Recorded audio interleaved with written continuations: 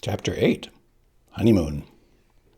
Once the panic was well underway, Yellen realized he had next to no chance of bringing things immediately under control. Besides, the giant was terribly close now, and the roar of "No survivors" made it very hard to do any solid thinking. But fortunately, he had the sense to grab the one and only key to the castle and hide it on his person. Fortunately, too, Wesley had the sense to look out for such behavior. "Give me the key," Wesley said to Yellen, once Inigo had his sword securely pressuring Yellen's Adam's apple. "I have no key," Yellen replied. "I swear on the grave of my parents. May my mother's soul forever sizzle in torment if I am lying." "Tear his arms off," Wesley said to Fezzik, who was sizzling a bit himself now, because there was a limit as to just how long a Holocaust cloak was really good for, and he wanted to strip a bit, but before he did that, he reached for Yellen's arm. "This key, you mean?" Yellen said, and he dropped it after Inigo had taken his sword. They let him run away. "Open the gate," Wesley said to Fezzik. "I am so hot," Fezzik said. "Can I please take this thing off first?" And after Wesley's nod, he pulled the flaming cloak away and left it on the ground, then unlocked the gate and pulled the door open enough for them to slip through. "Lock it and keep the key, Fezzik," Wesley said. "It must be after 5:30 by now, half an hour left to stop the wedding." "What do we do after we win?" Fezzik said, working with the key, forcing the great lock to close. "Where should we meet? I'm the kind of fellow who needs instructions." Before Wesley could answer, Inigo cried out and readied his sword. Count Rugen and the 4 palace guards were rounding a corner and running towards them. The time was then 5:34. The wedding itself did not end until 5:31, and Humperdinck had to use all of his persuasive abilities to get even that much accomplished, as the screaming from outside the gate burst all bounds of propriety. The prince interrupted the archdean with gentlest manner and said, "Holiness, my love is simply overpowering my ability to wait. Please skip on down to the end of the service." The time was then 5:27. "Humperdinck and Buttercup," the archdean said, "I am very old and my thoughts on marriage are few. But I feel I must give them to you on this most happy of days." The archdean could hear absolutely nothing and had been so affected since he was 85 or so. The only actual change that had come over him in the past years was that, for some reason, his impediment had gotten worse. "Marriage," he said. "Very old." Unless you paid strict attention to his title and his past accomplishments, it was very hard to take him seriously. "Marriage," the archdean began. "Again, Holiness, I interrupt in the name of love. Please hurry along as best you can to the end." "Marriage is a dream within a dream." Buttercup was paying little attention to the goings-on. Wesley must be racing down the corridors now. He always ran so beautifully. Even back on the farm, long before she knew her heart, it was good to watch him run. Count Rugen was the only other person in the room, and the commotion at the gate had him on edge. Outside the door, he had his 4 best swordsmen, so no one could enter the tiny chapel. But still, there were a lot of people screaming where the brute squad should have been. The 4 guards were the only ones left inside the castle, for the prince needed no spectators to the events that were soon to happen. If only the idiot cleric would speed things along, it was already 5:29. "The dream of love wrapped within the greater dream of ever-wasting West. Eternity is our friend. Remember that, and love will follow you forever." It was 5:30 when the prince stood up and approached the archdean firmly. "Man and wife," he shouted. "Man and wife, say that." "I'm not there yet," the archdean answered. You just arrived, the prince replied. Now! Buttercup could picture Wesley rounding the final corner. There were 4 guards outside waiting. At 10 seconds per guard, she began figuring, then stopped, because numbers had always been her enemy. She looked down at her hands. Oh, I hope he still thinks I'm pretty, she thought. Those nightmares took a lot out of me. Man and wife. You're man and wife, the Archdeacon said. Thank you, Holiness, the prince said, whirling towards Rugen. Stop that commotion, he commanded, and before his words were finished, the count was running for the chapel door. It was 5:31. It took a full 3 minutes for the count and the guards to reach the gate, and when they did, the count could not believe it. He had seen Wesley killed, and now there was Wesley, and with a giant and a strangely scarred, swarthy fellow. Something about the twin scars banked deep into his memory. But now was not the time for reminiscing. Kill them, he said to the fencers, but leave the middle-sized one until I tell you. And the 4 guards drew their swords. But too late? Too late and too slow, because, as Fezzik moved in front of Wesley, Inigo attacked, the great blade blinding, and the 4th guard was dead before the first one had sufficient time to hit the floor. Inigo stood still a moment, panting. Then he made a half-turn in the direction of Count Rugen and executed a quick and well-formed bow. Ready? Hello, he said. My name is Inigo Montoya. You killed my father.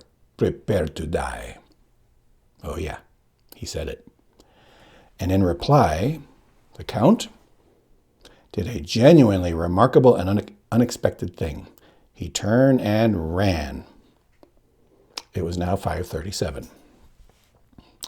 King Lotharin and Queen Bella arrived at the wedding chapel in time to see Count Rugen leading the 4 guards in a charge down the corridor. Are we too early? Queen Bella said, as they entered the wedding chapel and found Buttercup and Humperdinck and the Archdeacon. There is much going on, the prince said. All in due time will come matchlessly clear, but I fear there is a strong possibility that, at this very moment, the Gueldarians are attacking.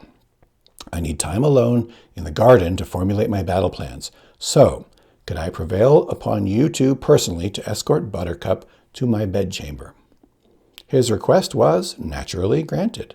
The prince hurried off then, and after one stop to unlock a closet and remove several pairs of boots that had once belonged to Gueldarian soldiers, he hurried outside. Buttercup, for her part, walked very slowly and peacefully between the old king and queen. There was no need ever to worry, not with Wesley there to stop her wedding and take her away forever. The truth of her situation did not take genuine effect until she was halfway to Humperdinck's room. There was no Wesley. No sweet Wesley. He had not seen fit to come for her. She gave a terrible sigh, not so much of sadness as of farewell. Once she got to Humperdinck's room, it would all be done. She had a splendid collection of swords and cutlery. She had never seriously contemplated suicide before. Oh, of course she'd thought about it. Every girl does from time to time, but never seriously. To her quiet surprise, she found it was going to be the easiest thing in the world. She reached the prince's chamber, said good night to the royal family, and went directly to the wall display of weaponry. The time was then 5:46. Inigo, at 5:37, was so startled at the count's cowardice that for a moment he simply stood there. Then he gave chase, and, of course, he was faster. But the count made it through a doorway, slammed and locked it, and Inigo was helpless to budge the thing. Fezzik, he called out desperately. Fezzik, break it down. But Fezzik was with Wesley. That was his job, to stay and protect Wesley. And though they were still within view of Inigo, Fezzik could do nothing. Wesley had already started to walk, slowly, weakly, but he was under his own power, walking. Charge it, Fezzik replied. Slam your shoulder hard. It will give for you. Inigo charged the door. He slammed and slammed his shoulder, but he was thin, and the door otherwise. He's getting away from me, Inigo said. But Wesley is helpless, Fezzik reminded him. Fezzik, I need you. It'll only be a minute, Fezzik said, because there were some things you did no matter what, and when a friend needed help, you helped him. Wesley nodded, kept on walking, still slowly, still weak, but still able to move. Hurry, Inigo urged. Fezzik hurried. He lumbered to the locked door, threw his bulk against it hard. The door held. Please, Inigo urged. I'll get it, Fezzik promised, and he took a few steps back this time, then drove his shoulder against the wood. The door gave a little, but not enough. Fezzik backed away from it now, and with a roar he charged across the corridor, and when he was done, he left the castle floor with both feet, and the door splintered. Thank you, Inigo said, already halfway through the broken door. What do I do now, though? Fezzik called. Back to Wesley, Inigo answered, in full flight now, beginning chasing through a series of rooms. Stupid, Fezzik punished himself, and he turned and rejoined Wesley. Only Wesley was no longer there. Fezzik could feel the panic starting inside him. There were half a dozen possible corridors. Which, Fezzik said, trying to figure it out, trying for once in his life to do something right. You'll pick the wrong one, knowing you, he said out loud, and then he took a corridor and started hurrying along it as fast as he could. He did pick the wrong one. Wesley was alone now. Inigo was gaining. He could see, instant to instant, flashes of fleeing noble in the next room, and when he reached that place, the Count would have made it into the room beyond, but each time Inigo was gaining. By 5:40, he felt confident he would, after a chase of 25 years, be alone in a room with his revenge. By 5:48, Buttercup felt quite sure she would be dead. It was still a minute before that as she stood staring at the prince's knives. The most lethal looked to be the one most used, the Florinese dagger. Pointed at one end, it entered easily and, growing into a triangular shape by the hilt. For quicker bleeding, it was said.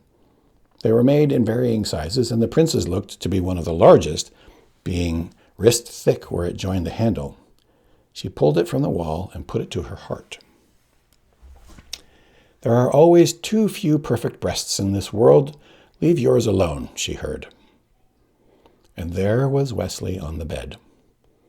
It was 5:48, and she knew that she would never die. Wesley, for his part, assumed he had till 6:15 for his hour to be up. That was, of course, when an hour was up. Only he didn't have an hour, only 40 minutes. Till 5:55, actually, 7 minutes more. But, as has been said, he had no way of knowing that. And Inigo had no way of knowing that Count Rugen had a Florinese dagger, or that he was an expert with the thing. It took Inigo until 5:41 before he actually cornered the Count in a billiard room. Hello, he was about to say.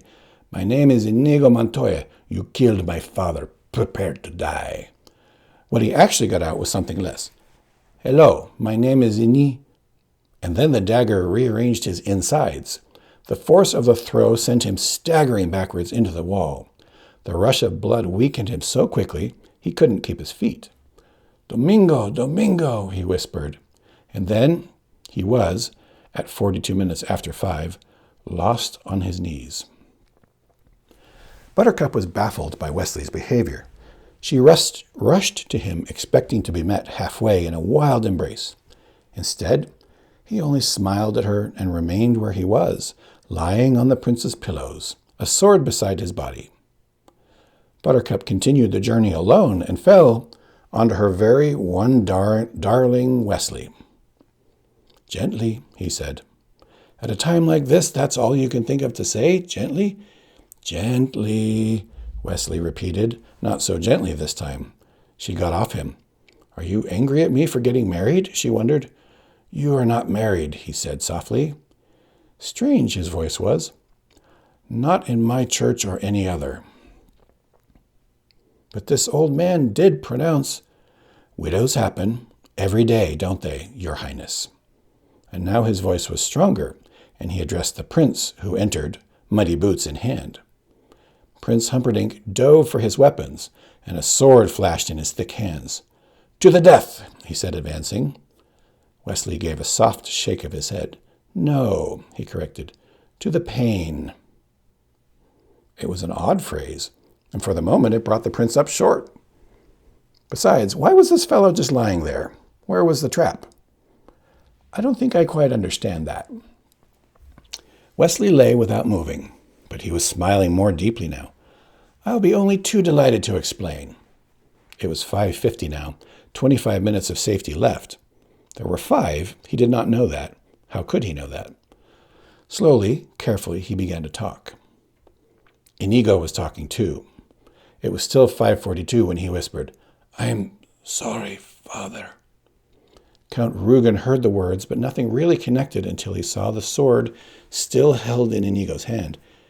"You're that little Spanish brat I taught a lesson to," he said, coming closer now, examining the scars. "It's simply incredible. Have you been chasing me all these years only to fail now? I think that's the worst thing I've ever heard of. How marvelous." Inigo could say nothing. The blood fauceted from his stomach. Count Rugen drew his sword. "Sorry, Father. I am sorry." "I don't want your sorry. My name is Domingo Montoya, and I died for that sword, and you can keep your sorry. If you were going to fail, why didn't you die years ago and let me rest in peace?" And then McPherson was after him too. "Spaniards! I never should have tried to teach a Spaniard. They're dumb, they forget. What do you do with a wound? How many times did I teach you? What do you do with a wound?" "Cover it," Inigo said, and he pulled the knife from his body and stuffed his left fist into the bleeding. Inigo's eyes began to focus again. Not well, not perfectly, but enough to see the Count's blade as it approached his heart. And Inigo couldn't do much with the attack. Parry it vaguely, push the point of the blade into his left shoulder where it did no unendurable harm. Count Rugen was a bit surprised that his point had been deflected, but there was nothing wrong with piercing a helpless man's shoulder. There was no hurry when you had him. McPherson was screaming again, "Spaniards! Give me a Pollock any time. At least the Pollocks remember to use the wall when they have one. Only the Spaniards would forget to use a wall." Slowly, inch by inch, Inigo forced his body up the wall, using his legs just for pushing, letting the wall do all the supporting that was necessary. Count Rugen struck again, but for any number of reasons, most probably because he hadn't expected the other man's movement, he missed the heart and had to be content with driving his blade through the Spaniard's left arm. Inigo didn't mind. He didn't even feel it. His right arm was where his interest lay. And he squeezed the handle, and there was strength in his hand, enough to flick out at the enemy. And Count Rugen hadn't expected that either.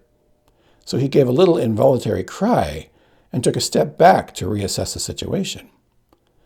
Power was flowing up from Inigo's heart to his right shoulder and down from his shoulder to his fingers and then into the great 6-fingered sword. And he pushed off from the wall then and whispered, "Hello, my name is Inigo Montoya. You killed my father. Prepare to die." And they crossed swords. The Count went for the quick kill, the inverse Bonetti. No chance. "Hello, my name is Inigo Montoya. You killed my father. Prepare to die."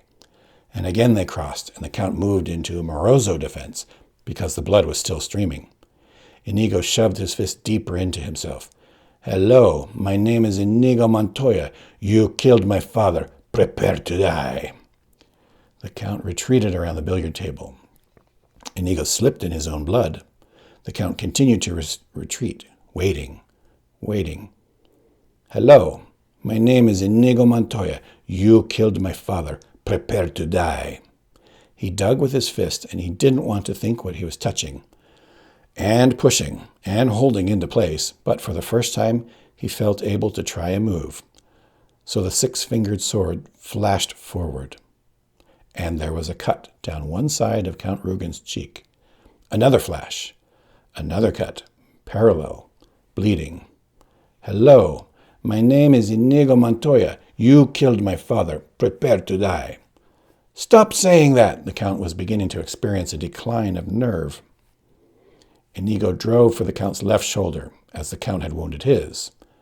Then he went through the Count's left arm, at the same spot the Count had penetrated his. "Hello!"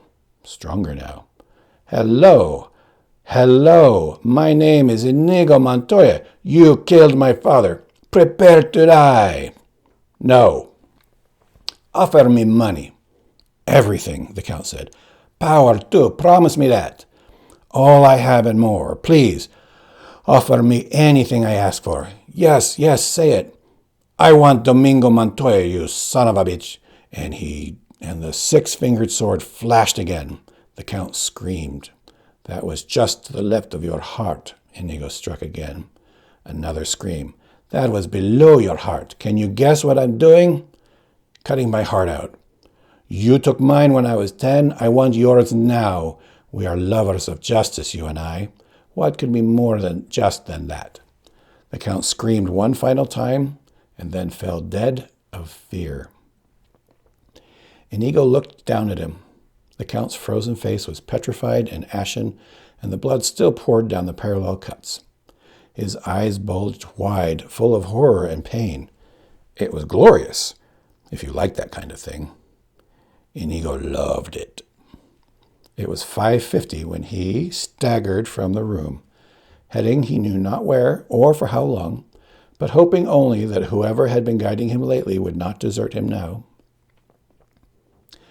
"I'm going to tell you something once, and then whether you die or not is strictly up to you," Wesley said, lying pleasantly on the bed.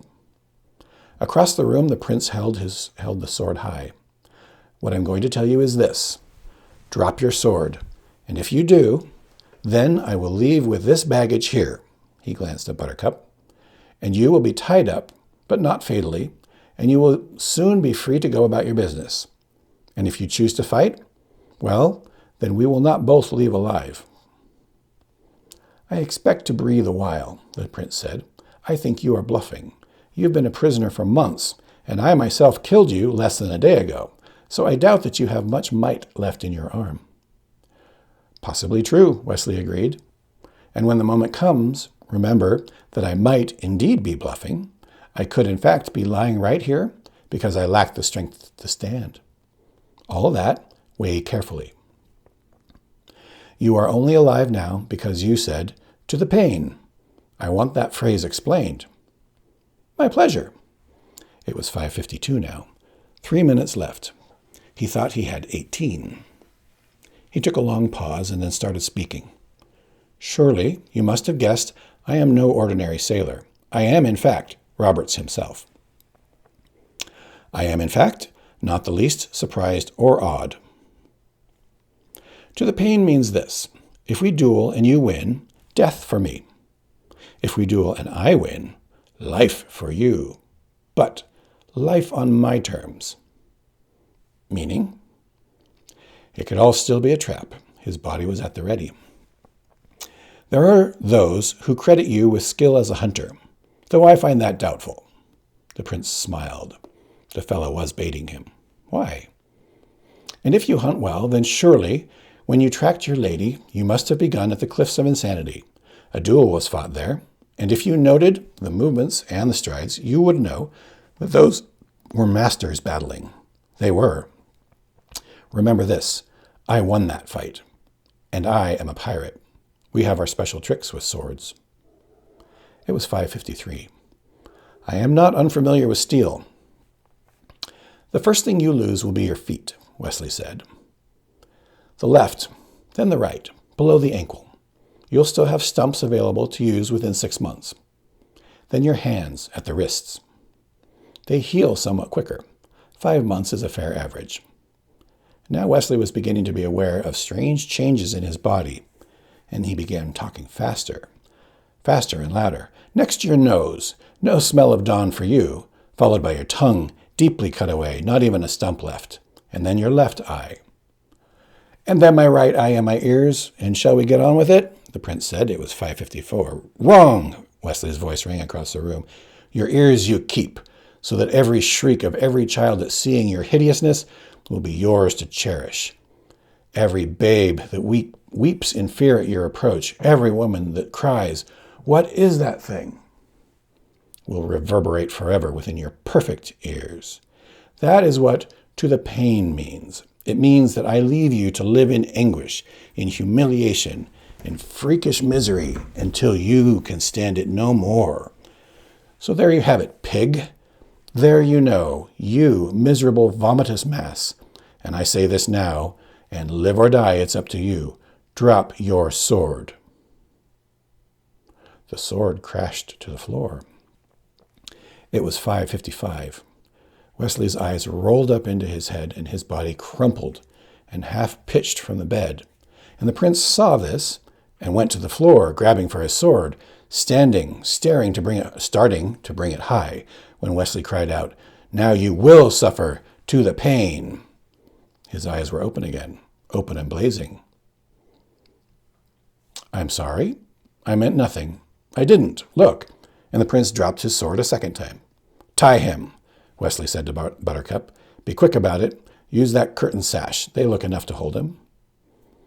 "You'd do it so much better," Buttercup replied. "I'll get the sashes, but I really think you should do the actual tying." "Woman!" Wesley roared. "You are the property of the dread pirate Roberts, and you do what you are told." Buttercup gathered the sashes and did what she could with tying up her husband. Humperdinck lay flat while she did it. He seemed strangely happy. "I wasn't afraid of you," he said to Wesley. "I dropped my sword because it will be so much more pleasure for me to hunt you down." "Do you think so, do you? I doubt you'll find us." "I'll conquer Gilder, and then I'll come for you. The corner you least expect. When you round it, you will find me waiting. I am the king of the sea. I await you with pleasure," he called out to Buttercup. "Is he tied yet?" "Sort of." There was movement at the doorway, and then Inigo was there. Buttercup cried out at the blood. Inigo ignored her, looked around. "Where's Fezzik?" "Isn't he with you?" Wesley said. Inigo leaned up for a moment against the nearest wall, gathering strength. Then he said, "Help him," to Buttercup. "Wesley?" Buttercup replied. "Why does he need me to help him?" "Because he has no strength. Now do what you're... because he has no strength. Now do what you're told," Inigo said. And then suddenly, on the floor, the prince began struggling mightily with the sashes. And he was tied, and tied well, but power and anger both were on his side. "You were bluffing. I was right the first time," Humperdinck said. And Inigo said, "That was not a clever thing of me to let slip. I am sorry." And Wesley said, "Did you at least win your battle?" And Inigo said, "I did." And Wesley said, "Let us try to find some place to defend ourselves. At least perhaps we can go together." And Buttercup said, "I'll help you up, poor darling." And Fezzik said, "Oh, Inigo, I need you. Please, Inigo. I'm lost and miserable and frightened, and I just need to see a friendly face." They moved slowly to the window. Wandering lost and forlorn through the prince's garden was Fezzik, leading the 4 giant whites. "Here," Inigo whispered. "3 friendly faces," Inigo said, kind of bouncing up and down on his heels, which he always did when things were looking up. "Oh, Inigo, I just ruined everything, and I got so lost, and when I stumbled into the stables and found these pretty horses, I thought, 4. 4 was how many of them there were, and 4 was how many of us there were, too, if we found the lady, of course. Hello, lady." And I thought, why not take them along with me in case we all ever run into each other? He stopped a moment, considering. "And I guess we did." Inigo was terribly excited. "Fezzik, you thought for yourself," he said. Fezzik considered that a moment, too. "Does that mean you're not mad at me for getting lost?" "If we only had a ladder," Buttercup began. "Oh, you don't need a ladder to get down here," Fezzik said. "It's only 20 feet. I'll catch you. Only do it one at a time, please. There's not enough light, so if you all come at once, I might miss." So, while Humperdinck struggled, they jumped, one at a time, and Fezzik caught them gently and put them on the whites. And he still had the key so they could get out the front gate, and except for the fact that Yellen had regrouped the brute squad, they would have gotten out without any trouble at all. As it was, when Fezzik unlocked the gate, They saw nothing but armed brutes in formation, Yellen at their lead, and no one smiling. Wesley shook his head. I am dry of notions. Child's play. Of all people, Buttercup said, and she led the group towards Yellen. The Count is dead. The prince is in grave danger. Hurry now, and you may save him. All of you, go. Not a brute moved. They obey me, Yellen said, and I am in charge of enforcement, and I, Buttercup said. I, she repeated, standing up in the saddle, a creature of infinite beauty and eyes that were starting to grow frightening. I, she said for the third and last time, am the Queen. There was no doubting her sincerity or power or capability for vengeance. She stared imperiously across the brute squad. Save Humperdinck, one brute said, and with that they all dashed into the castle. Save Humperdinck, Yellen said. The last one left, but clearly his heart wasn't in it. Actually, that was something of a fib, Buttercup said, as they began to ride for freedom, seeing as Lotharin hasn't officially resigned. But I thought I am the Queen sounded better than I am the Princess. All I can say is I'm impressed, Wesley told her. Buttercup shrugged. I've been going to royalty school 3 years now. Something had to rub off. She looked at Wesley. You all right? I was worried about you back on the bed there. Your eyes rolled up into your head and everything. I suppose I was dying again, so I asked the Lord of permanent affection for strength to live the day. Clearly, the answer came in the affirmative. I didn't know there was such a fellow, Buttercup said. Neither did I, in truth. But if he didn't exist, I didn't much want to either. So, the 4 great horses seemed almost to fly towards Florenchano. It appears to me as if we're doomed then, Buttercup said. Wesley looked at her. Doomed, madam? Doomed to be together, until one of us dies. I've done that already, and I haven't the slightest intention of ever doing it again, Wesley said. Buttercup looked at him. Don't we sort of have to sometimes? Not if we promise to outlive each other, and I make that promise now. Buttercup looked at him. Oh, my Wesley, so do I. And they lived happily ever after, my father said. Wow, I said. He looked at me. You're not pleased? No, it's just, it came so quick, the ending. It surprised me. I thought there'd be a little more, is all. I mean, was the pirate ship waiting, or was that just a rumor like it said? Complain to Mr. Morgenstern. And they lived happily ever after is how it ends. The truth was, my father was fibbing. I spent my whole life thinking it ended that way. Up until I did this abridgment, then I glanced at the last page. This is how Morgenstern ends it. Buttercup looked at him. Oh, my Wesley, so do I. From behind them suddenly, closer than they had imagined, they could hear the roar of Humperdinck. Stop them! Cut them off! They were admittedly startled, but there was no reason to worry, for they were on the fastest horses in the kingdom and the lead was already theirs. However, this was before Inigo's wound reopened and Wesley relapsed again, and Fezzik took the wrong turn and Buttercup's horse threw a shoe, and the night behind them was filled with the crescendoing sound of pursuit. That's Morgenstern's ending, a Lady or the Tiger type effect. This was before the Lady or the Tiger, remember? Now he was a satirist, so he left it that way. And my father was, I guess I realized too late, a romantic, so he ended it another way. Well, I'm an abridger, so I'm entitled to a few ideas of my own. Did they make it? Was the pirate ship there? You can answer it for yourself. But for me, I say, yes, it was. And yes, they got away and got their strength back and had lots of adventures and more than their share of laughs. But that doesn't mean I think they had a happy ending either, because in my opinion anyway, they squabbled a lot, and Buttercup lost her looks eventually, and one day Fezzik lost a fight, and some hotshot kid whipped Inigo with a sword, and Wesley was never able to really sleep sound because of Humperdinck maybe being on the trail. I'm not trying to make this a downer, understand. I mean, I really do think that love is the best thing in the world, except for cough drops. But I also have to say, for the umpty-umpth time, that life isn't fair. It's just fairer than death. That's all. New York City, February 1973.